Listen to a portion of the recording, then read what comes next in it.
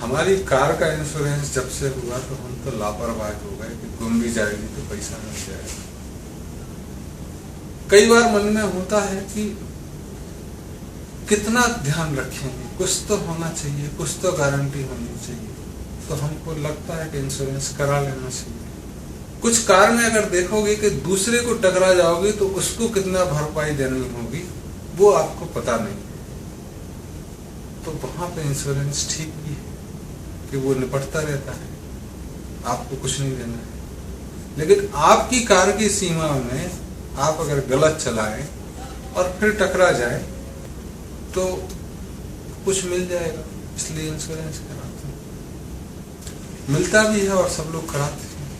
Insurance की जरूरत third party की जो कारों में है वो इसलिए हुई कि दूसरे को ना टकरा जाएगा, इसलिए उतना तो कराना जरूरी है, वो शासन के द्वारा है।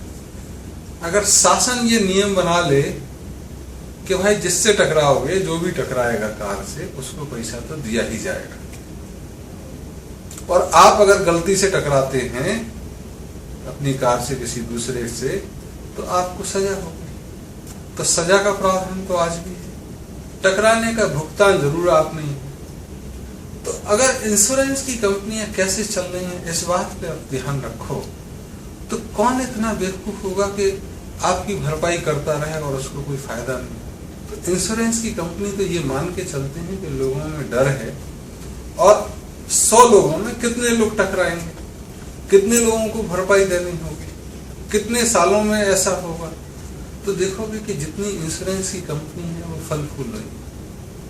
अगर इंश्योरेंस की कंपनी फल फूल रही है तो जाहिर है जो उसके करवाने वाले हैं, जो इंश्योरेंस के मेंबर्स हैं, वो कहीं ना कहीं ज्यादा पैसा दे रहे होंगे और उससे लाभ कम ले रहे होंगे। तो बीमारी में भी ऐसा ही होगा, किसी भी इंश्योरेंस में ऐसा ही होता है। तो पहली चीज की इंश्योरेंस कंपनी को ज्यादा फायदा होगा।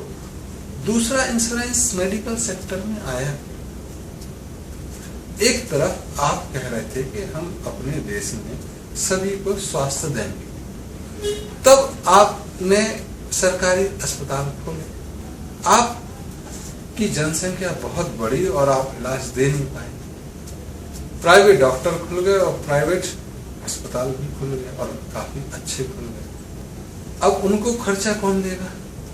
अगर सरकार कहेगी कि तुम अपना जानो, तुम्हारे पास जो पेशेंट आएंगे तुम उनसे पैसा कमाओ, तो इतने बड़े अस्पताल की EMI कैसे जाएगी?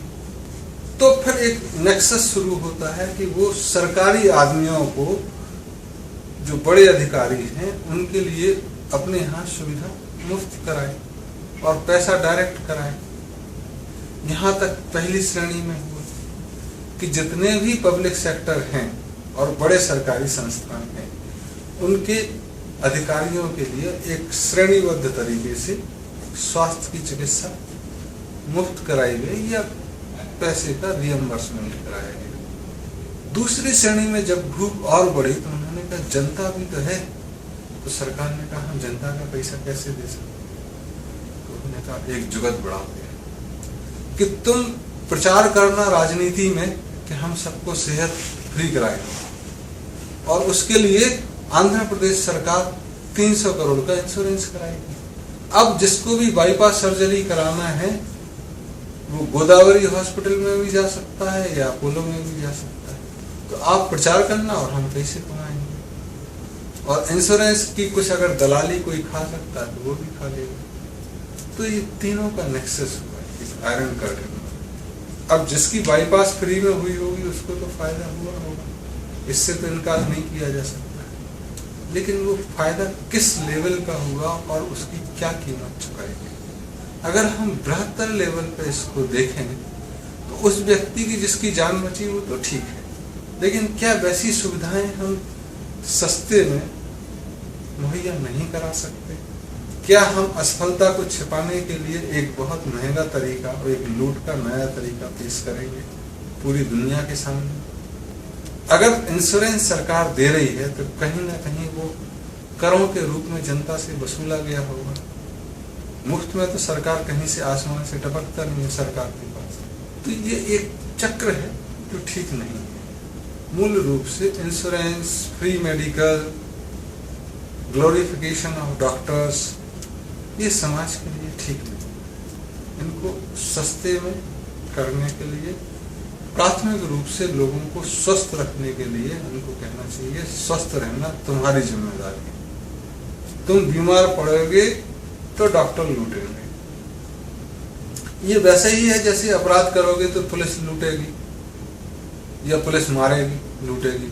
तो डॉक्टर लूटेगा नहीं तो परेशान करेगा, इंजेक्शन लगाएगा, अगर सहृदय भी हुआ, ठीक भी हुआ तो प्राथमिक रूप से लोग स्वस्थ रहें। और ये हम डॉक्टरी समुदाय के लिए और उनकी नर्सों के लिए भी यही दुआ करते हैं कि वो सब स्वस्थ रहें, उन्हें अपने ही भाइयों की जरूरत ना पड़े कि वो दिखाएं कि मेरा भी तो कोलेस्ट्रॉल चेक कर दो, कहीं बाईपास करते करते मुझे तो बाईपास की जरूरत नहीं पड़ गई, या मानसिक बीमारों का इलाज करते करते कहीं मैं भी तो मानसिक रूप से बीमार नहीं हूँ। तो इस